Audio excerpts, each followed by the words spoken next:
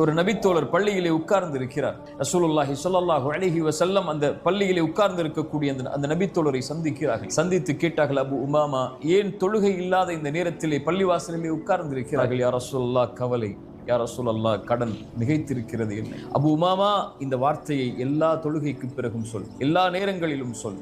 அல்லாஹும்ம இன்னி அஊது பிக, யா அல்லாஹ், பாதுகாப்பை தேடுகிறேன். மினல் ஹம்மி வல் ஹஸன், துக்கத்திலிருந்தும் கவலைகளிலிருந்தும். வ அஊது பிக மினல் அஜ்ஸி வல் கஸல், யா அல்லாஹ், சோம்பேறித்தனத்திலிருந்தும் ஏழாமையிலிருந்தும் என்னை பாதுகாத்துக் கொள். வ அஊது பிக மினல் ஜுப்னி வல் புகுல், யா அல்லாஹ், கஞ்சத்தனத்திலிருந்தும், யா அல்லாஹ், கோழைத்தனத்திலிருந்தும். வ அஊது பிக மின் கலபத்தி தைனி வ கஹ்ரி ரிஜால், யா அல்லாஹ், கடனிலிருந்தும் அதன் காரணமாக மக்கள் என்னை மிகைப்பதிலிருந்தும் என்னை பாதுகாத்துக்கொள் என்று அல்லாஹ்விடத்திலே கேள் அபு உமாமா, அல்லாஹ் நீக்குவான். அபு உமா சொன்னார்கள், நான் கேட்டேன், அல்லாஹ் என்னை நீக்கினான். கேட்டீர்களா?